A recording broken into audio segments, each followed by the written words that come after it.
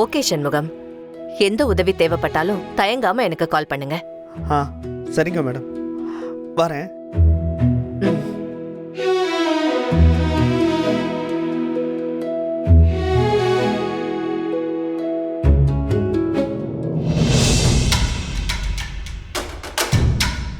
ஸ்வேதா, நீ வந்ததுல இருந்தே ரொம்ப டென்ஷனா இருக்க. கொஞ்ச நேரம் போய் உட்காருமா. மா, இன்னைக்கு கோயில்ல என்ன நடந்துச்சுன்னு உனக்கு தெரியுமா? அந்த அபி ஏன் இந்த வீட்டுக்குள்ள வந்தா? இத்தனை வருஷம் ஆகியும் ஏன் விடாம துரத்துறான்னு எனக்கு புரியல. ஏன் கால் பண்ணா எடுக்கவே இல்ல? காஞ்சனா கண்ணு முழிச்சாங்களா? என்ன சொன்னாங்க? அபிய பத்தி ஏதோ எழுத ட்ரை பண்ணா, நடுவுல திரும்ப அன்கான்ஷியஸ் ஆயிட்டா.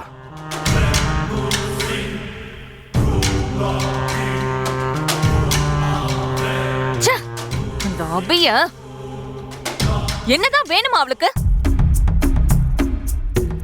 இன்னும் எத்தனை பேரை கொல்றதுக்கு திட்டம் போட்டிருக்காளோ? இத பாரு ஸ்வேதா, அவளை பார்த்து பேசிட்டு தான் நான் வந்திருக்கேன். காஞ்சனா எதுக்காக என்ன பார்க்க வந்துட்டு அவ பேரை சொன்னாங்கன்னு தான் அபிக்கு தெரியாதுன்னு சொல்றா.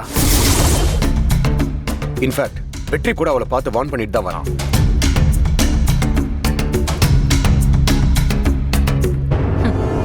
ஓ, சார் அவளை பார்த்துட்டு தான் வராரா?